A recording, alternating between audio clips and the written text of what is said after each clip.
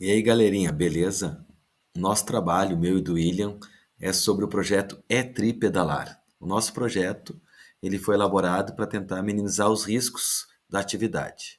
Que atividades são essas? São atividades realizadas ao ar livre, em ciclismo em grupo, sem fins lucrativos, nem coleta de nenhum valor dos participantes. A responsabilidade é de cada um, então todos são responsáveis juntos.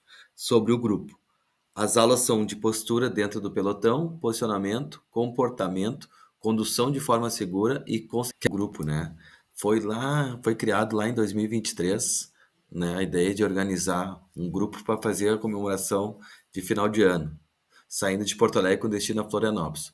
O grupo acabou ganhando novos membros no ano seguinte e alguns meses depois foi pensado em uma forma que viesse a incentivar mais pessoas a ter um estilo de vida mais saudável, utilizando a bicicleta como válvula de escape aos transtornos do trânsito e da sociedade como um todo.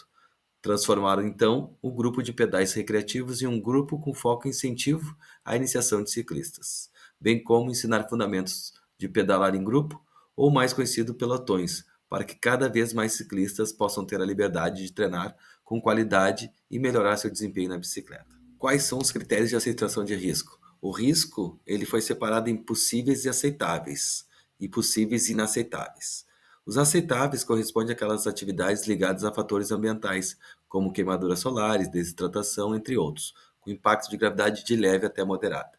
Os inaceitáveis são quedas causadas por quebra de protocolo, lesões múltiplas, escoriações, fraturas, abarrolamentos no trânsito, quedas provenientes de piso escorregadio, dias de chuva, roubos, assaltos, envolvimento em acidentes de trânsito, atropelamento de pedestres e etc. São aqueles que podem ocorrer e gerar grandes perdas, incluindo óbitos ou afastamento das atividades de treinar por conta de consequências. Assim, desde a categoria de gravidade leve, quedas e abarrolamentos, até mais graves. Quem estará envolvido na realização dessas atividades? Sempre haverá, no mínimo, dois integrantes mais expertos, puxando o pilotão, sinalizando possíveis riscos para a pista e, além disso, haverá ciclistas avançados que cuidarão do pelotão por inteiro, para orientar quem está durante o treino a melhor sua posição, bem como cuidar da cadência, distância do colega, da frente e comportamento, que estejam fora do padrão do grupo para evitar riscos de queda e mais um ciclista que estará fechando o grupo, o vassourinha, evitando que alguém fique para trás sem auxílio. Que locais que são utilizados para desenvolvimento das atividades? São em avenidas públicas de Porto Alegre, região metropolitana, né? Os treinos ocorrem na Orla do Guaíba e saída do Marinha do Brasil. Como que as atividades são realizadas? Elas são realizadas terças-feiras e quintas-feiras, e a duração é de 90 minutos. E os recursos que estão disponíveis para a realização da atividade são obrigatoriamente os EPIs, né? Equipamento de proteção, iluminação, além de hidratação, bicicletas em condições seguras de uso, de preferência revisadas com marchas, freios funcionando, luvas, vestimentos adequados, pneus em condições de rodagem, kit de emergências contendo remendos e itens para reparo da bike.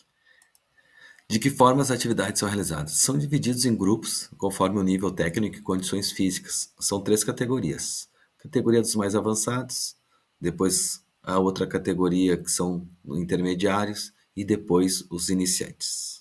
E agora a gente entra na parte mais importante do trabalho. Quais são os riscos existentes dessa atividade? Bom, como é uma atividade desenvolvida em grupo, né, de ciclistas, tem risco de quedas, abarrolamentos. Nessas quedas podem acontecer fraturas, pode acontecer lesões, né? Os atletas que participam têm que cuidar da sua saúde para não ter queda de pressão, parada cardiorrespiratória. Eles têm que cuidar para não se desidratarem, tem que cuidar reações alérgicas, além dos equipamentos, né? Tem que cuidar com roubo, assalto, furos de pneus, quebra de câmbios, falha mecânica, falha nos freios e também em relação ao ambiente, para cuidar para ser desenvolvida em atividades em pistas sem desníveis, sem pedras, sem animais, sem galhos, sem fios caídos, evitando assim bater em regiões como os olhos e regiões mais frágeis do corpo, né? Então, tem que manter toda atenção com todos esses cuidados. Então, voltando às quedas, tem que cuidar para não bater a roda em outro colega, né? Por causa da pista, desnível, tem que manter o equilíbrio nas curvas, aborrolamento, mudanças de direções bruscas, tem que evitar fraturas, quedas em altas velocidades, colisão com outros obstáculos, escoriações, quedas leves em pisos abrasivos, asfalto, cascalho, queda de pressão, tem que cuidar para não se desidratar, parada cardiorrespiratória, importante estar com os exames em dia, hipoglicemia, né, evitar que esteja de jejum, fazer uma alimentação adequada para a prática do esporte. Tem que cuidar também para evitar luxações, roubo de equipamento, assalto à mão armada, furo nos pneus, quebra de equipamento, falha mecânica, exaustão aguda, lesões osteoarticulares, tá? Lesões musculares, batida de corpos estranhos com os olhos, cegueira temporária, hipertemia, quebra de corrente, quebra de câmbio, quebra de pedal e guidão, desidratação severa. Tem que fazer uma revisão dos equipamentos para evitar falha nos freios. Tem que estar atento para evitar animais na pista. Não pode exercer essas atividades em condições climáticas adversas. Tem que cuidar da hipotermia.